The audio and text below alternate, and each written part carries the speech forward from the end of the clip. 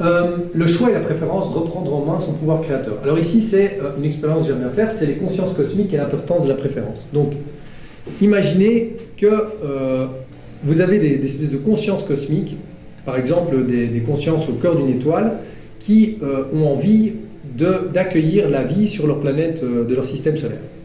Mais comme elles sont super avancées, elles savent se projeter dans l'avenir, elles savent simuler plein de choses, elles se disent « oulala, ça peut partir en vrille, il peut y avoir des guerres intergalactiques où ils font sauter des planètes, il peut y avoir des organismes biologiques qui colonisent la planète entière comme un cancer, oh là là là là, qu'est-ce qu'on va faire ?»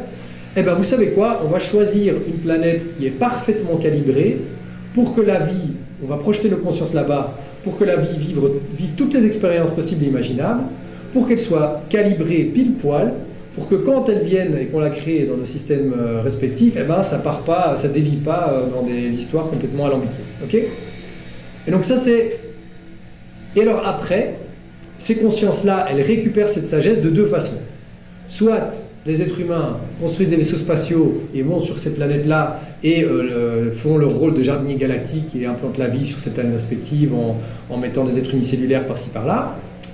Soit les êtres humains s'autodétruisent, notre conscience, elle sort de notre corps, elle retourne de là où elle vient, c'est-à-dire de ces étoiles, et ces étoiles guident via le haut, cette fois-ci, pas via le bas, mais via le haut, l'eau ou d'autres minéraux ou molécules sur ces planètes respectives pour former la vie.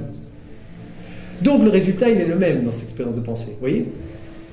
Que ce soit l'être humain qui construit des roquettes qui vont sur ces planètes-là pour implanter la vie, ou que ce soit ces soleils qui envoient de l'information à partir d'une dimension plus haute pour donner l'intuition à des acides aminés, des molécules à s'agencer pour former la vie, en fait, c'est pareil. Maintenant, la vraie question c'est, mais qu'est-ce qu'on veut vivre, Donc, c'est plus l'idée, en tant qu'humain, on déteste l'idée qu'on peut vraiment rien gâcher, en fait. C'est ça le problème. C'est qu'au final, on est vraiment complètement libre, mais le seul hic, c'est qu'on va devoir, entre guillemets, bouffer le plat qu'on s'est cuisiné. D'accord ?